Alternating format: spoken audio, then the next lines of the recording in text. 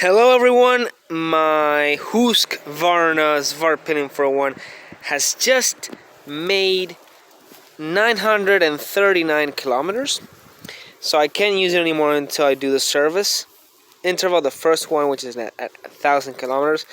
And I thought it was a good time to have a review, an owner's review. So far, okay, I need to call the shop to ask how expensive the service will be, and I will update it. Maybe I'll put it in the description in the future, or you can ask me, okay, by the time this is posted, how living with this motorcycle for a 26-year-old feels like, right? So I thought right here is a good spot, you know, a little bit off-road. There's a jump right there, where's a ramp that I like jumping with this bike, and I think it's appropriate, right? So I don't care about the specs. You have the internet, you can Google the specs, you have 20,000 videos where they're going to tell you about the horsepower, the wheelbase, and all that nonsense.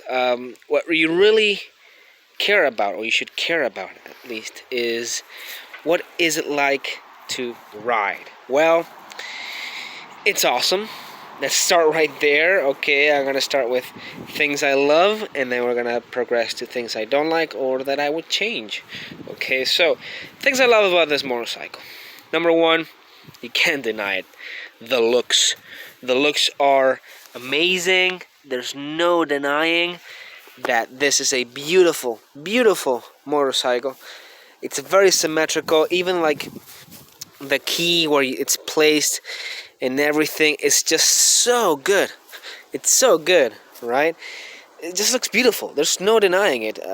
You can try and you know, criticize bikes for the looks. Yeah, sometimes you get an awesome bike like the Tenere 700, but maybe the looks aren't there, you know. But this bike is not the case. This is a beautiful, wonderful looking motorcycle. Number two, performance. The motor is awesome.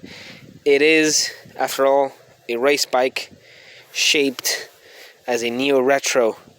Why do I say it's a race bike? Well, the seat height is quite tall. Well, not very, very tall, but it's there. 835 millimeters, okay, or 83.5 centimeters. It has a quick shifter. I don't know if you can see it.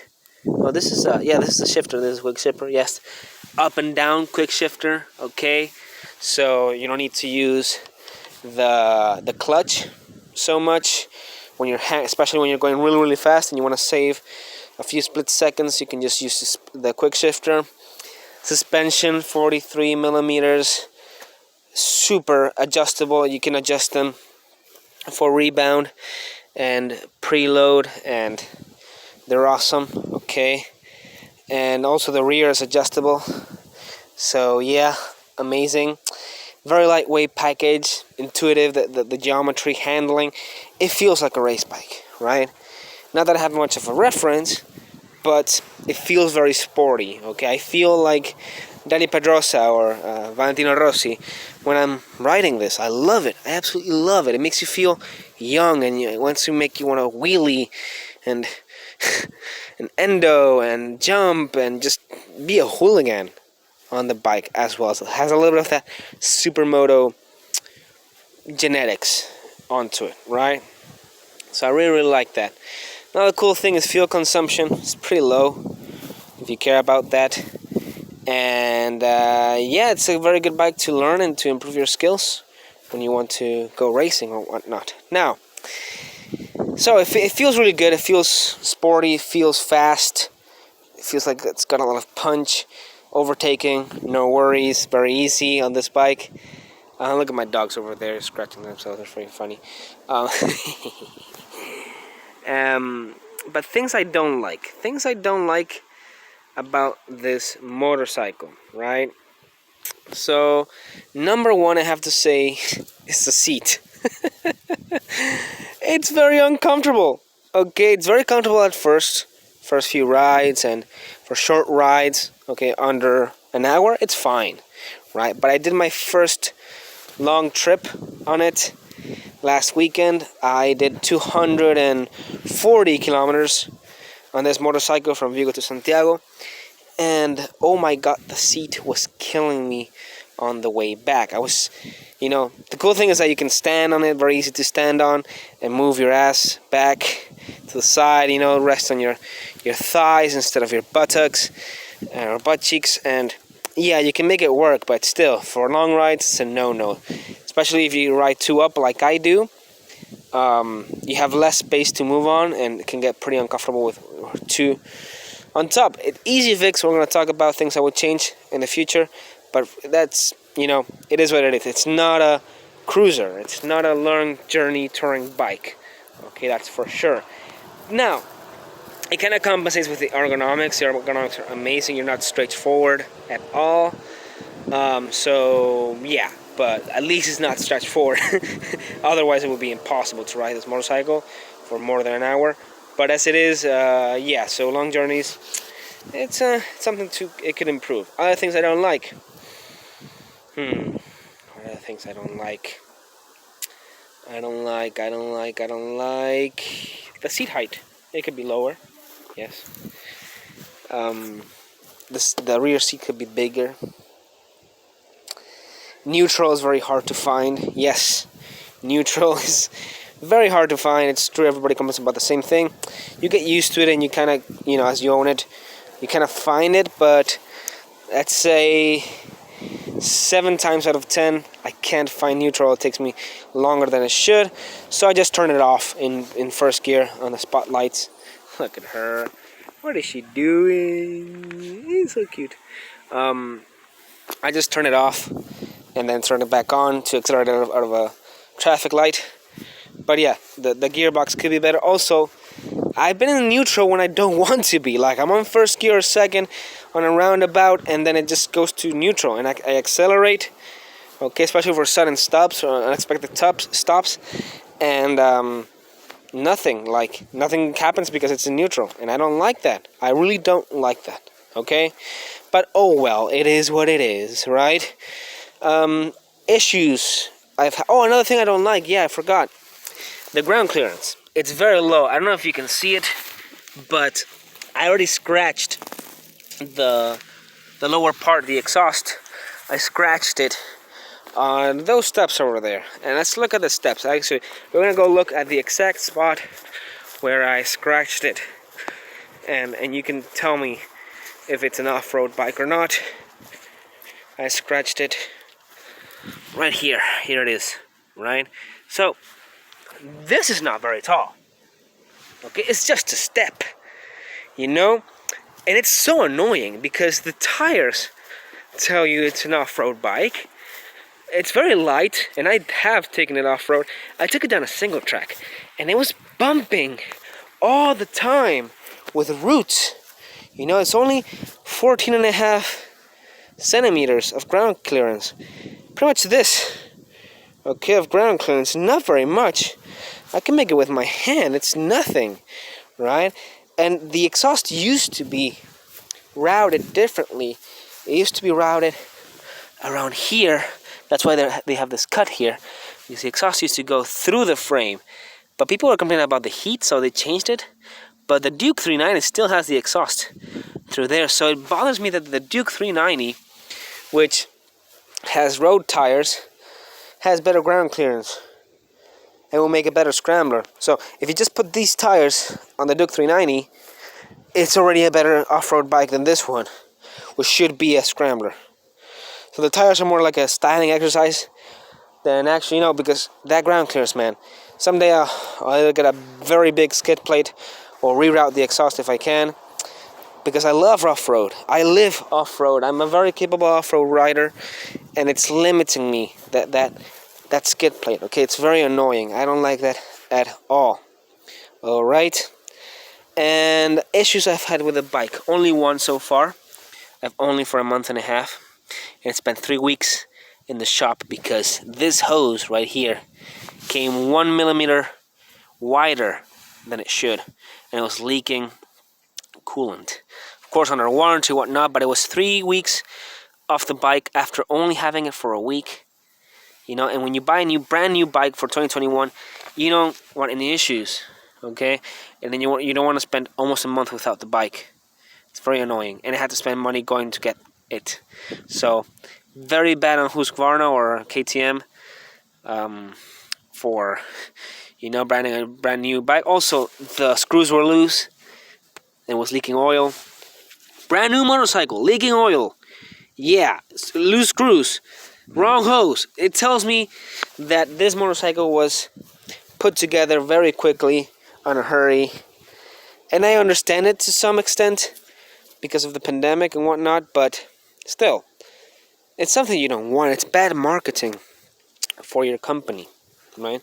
Also, the fact that it says KTM here, not a big deal. Most people don't notice it, but I want Husqvarna. I know that it's the KTM engine. I know it's the Duke 390's engine. I know it, but I don't want to know it, So maybe something that can be improved. You just have to laser it off or whatever. But okay, whatnot. At least the exhaust looks nice, and yeah, it sounds. I didn't like how it sounded at first. One thing to say about, because the first time I heard this bike in real life. Dasha, stop that. Pa la jaula. Pa la jaula. Vamos pa la jaula. Come. Digging holes in my yard. Okay, so because the first exhaust I heard was an Arrow, and it sounds grunty, and deep and gurgly, and this one sounds more like a vibey race bike. We're gonna turn it on. Let me put it in neutral. I prefer doing it with my hand because you get better feel. Oh, I need to press on the clutch. So here we go. See, second gear, first gear, neutral, perfect. Okay. All right. So this is the exhaust note.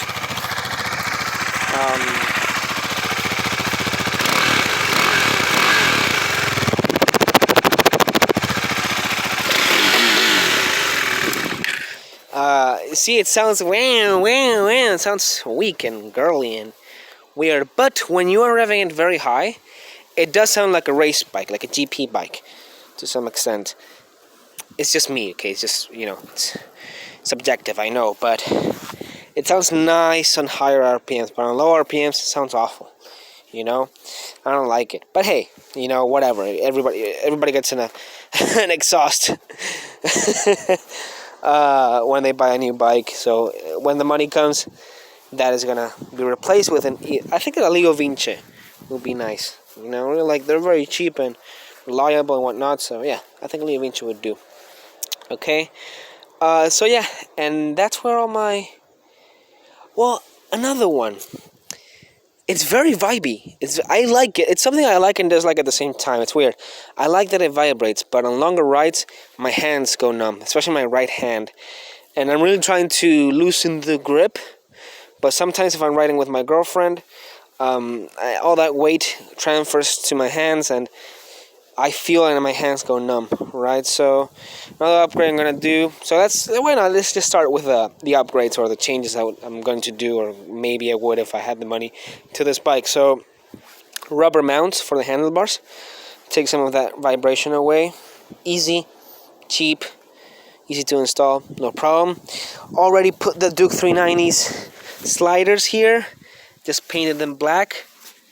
And I love them. They look cool and very cheap, 30 euros. Now they cost 100, so that goes to show. And that's it, so that's already done. Nothing to worry about there. But I want some protection for the rear, and I want to put the sliders like as passenger pegs as well. You can do that. It's pretty cool, and there's some KTM power parts and things like that, and companies are specialized in doing parts for KTM. This is the Duke 390's frame. Anything that works for the Duke 390 works for this one. So awesome, very easy to find parts, etc. Of course, I already talked about the exhaust. Maybe rerouting it completely would be awesome, or a cat delete at some point. Mapping system for the fuel intake, airbox as well. I'm gonna change.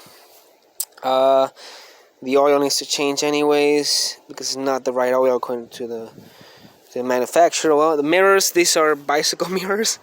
They're not exactly legal, but they work and nobody has noticed, so whatever. But yeah, get some nice bar end mirrors, maybe with some protection for when it falls and the mirrors don't break, you know, and it protects the handlebars as well, the end parts, the end bolts. Tires are awesome. I love the tires. 10 out of 10. I wouldn't change them ever. I would always go for the same tires. They're very good on and off road. I love them. Some protection for the headlight. By the way, LED lights, super bright. Love them. Some protection for the display. Very ugly display also, a thing that I don't like. But you get used to it. Okay?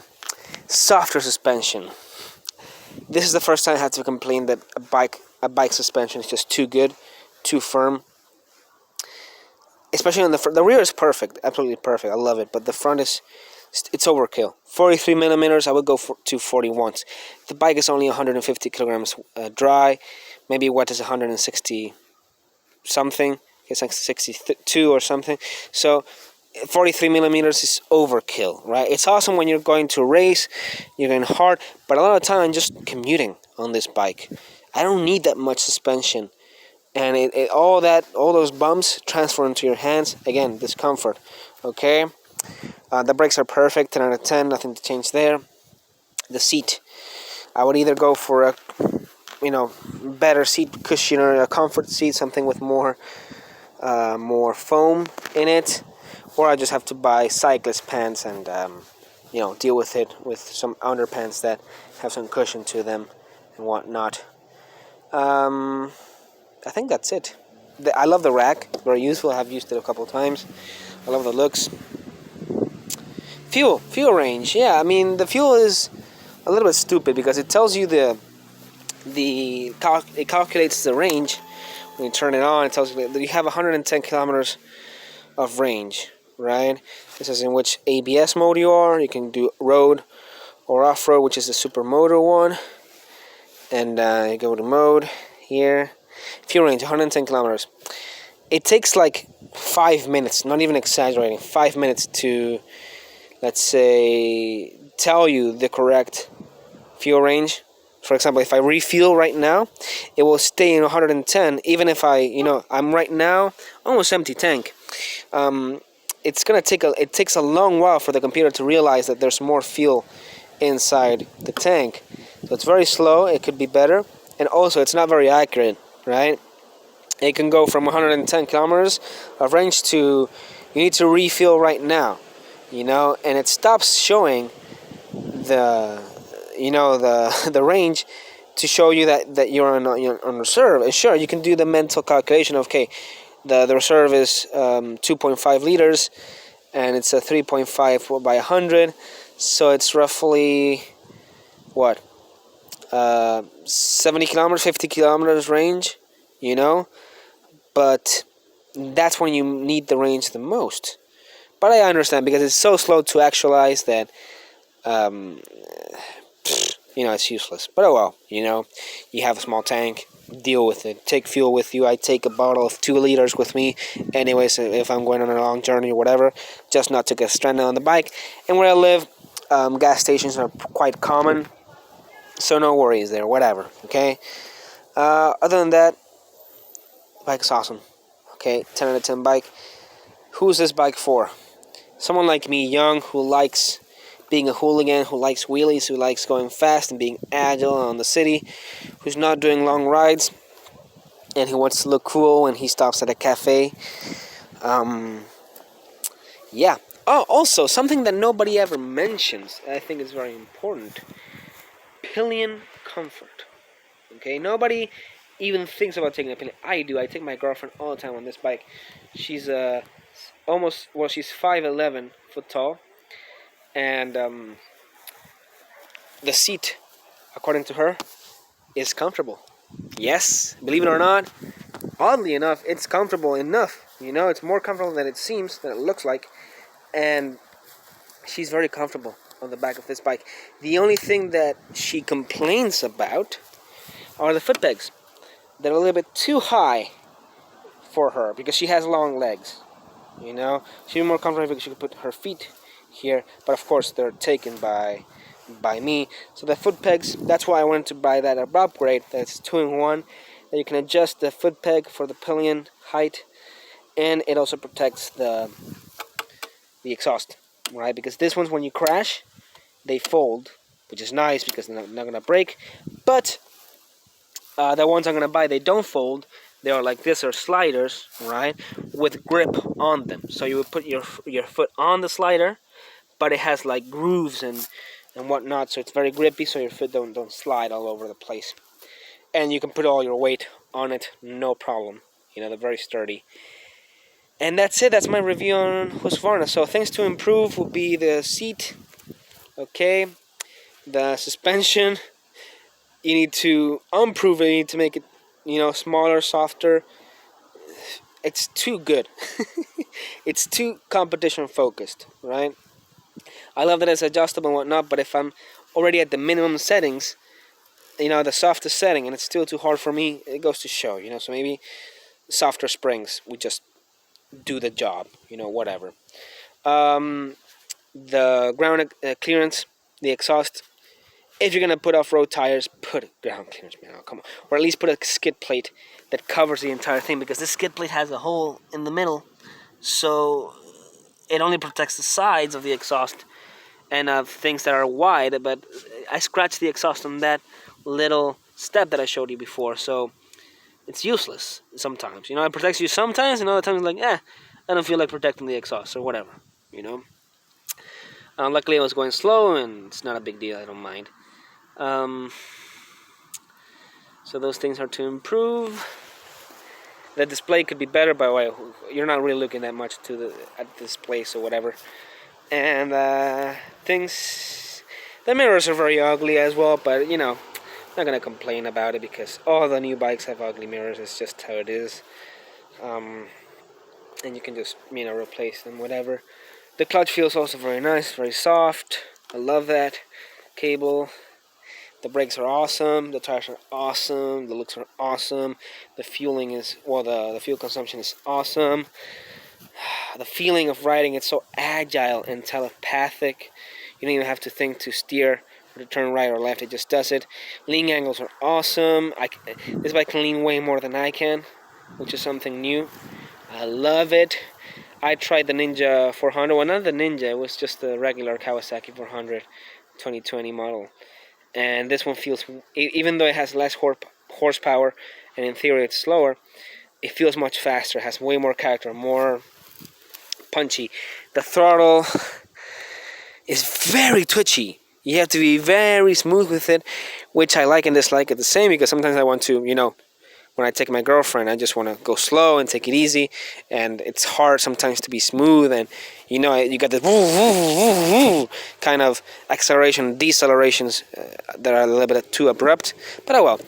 It also teaches you to be very careful with your hands, so that's good. So when you move on to a bigger bike, say the 701 or MT-07 or an R1 or an R6, you have that throttle control, and you're not going to crash immediately because you don't know how to control the throttle. So, you know, con and pro at the same time.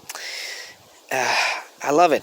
I jumped this bike going around 80 kilometers an hour, and I didn't even use a full suspension. You know, this is the suspension I have used so far. I think maybe when I jumped it, it was slightly higher. You know, I'm going to jump it very soon, so I'm going to put it higher. It was around here, you know, like 3 centimeters left. So, yeah, it's impossible to bottom out. I have to jump off a building to bottom this fork out. It's too stiff, man. But other than that, perfect. I love this bike. 10 out of 10. Forever bike. I'm never going to sell it. I love it as is. If I get a second bike, it's going to be more of a cruiser, a Triumph Scrambler, but, you know, more mellow, comfortable, heavier, for longer trips, bigger tank, or, what's it called? V7 Rough Stone. Moto Guzzi, you know, MT-07, but the XSR 700 kind of thing, you know, so more comfortable, more long journey kind of motorcycle. And this I'll keep as a toy and to scramble around town and fire roads and whatnot. It does really well off-road, except for the ground clearance again.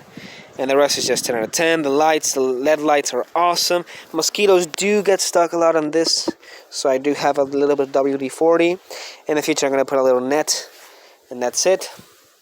And yeah, so who's this bike for? Someone young, who likes to scramble, who likes to jump, who likes to fool around. It's not for the older folk. If you're short, you're gonna start. You have to adapt. I'm very short. I'm 5'5", and I cannot put both feet on the ground. But I've learned how to live with it, and I can do it no problem now. So I use one foot. I flat foot one foot, and the other one is on the brake. I put my left foot down most of the time. And if I lose balance, yeah, sure, I put my tiptoes and whatnot. Very easy to maneuver, very easy to move when it's turned off. Yeah, it's awesome. And yeah, so if you're very short or very old, or you don't like going fast and you don't like scrambling, this bike is not for you. If you want comfort and long journeys, this bike is not for you. If you want to look awesome and feel sporty, this bike is for you. And that's about it. If you have any questions, for example, the price, it was 5,850 euros out the door. And I think for the price, it's a steal. You know, it's a steal. And as reliability, I need more. You know, so only issue was the hose, and I think it's, you know, a problem with the manufacturer with using the wrong parts and doing it in a hurry, and not so much. But the engine so far has been working flawlessly, despite my many mistakes. I've stalled it, I've, you know, over revved it, etc. So yeah, and I've been learning how to use the quick shifter as well. So yeah, it's very beginner friendly, but it's not a beginner bike. I don't know if you understand it. A beginner bike should be easy to ride. This is not easy to ride. The throttle, just because of the throttle. The rest is for, and the seat height. Those two things stop it from being a beginner bike. Otherwise, it is. If it had a smoother throttle and a shorter seat height, a lower seat height, perfect beginner bike, because it does handle very, very well. It's very light weight, very easy, intuitive, but because of its racy nature, it's basically a Duke RC 390, but pretty. I mean, look at it. Just look at it. You're gonna buy it because of the looks, right? And you're gonna be happy to know that, yeah, 43.5 horsepower, 40.1 horsepower make it to the rear wheel. That's why it's 401. Awesome, really awesome. Spoked wheels look amazing. I love them, and everybody stops me to say, "Hey, cool bike. Where do you get it? What bike is that?"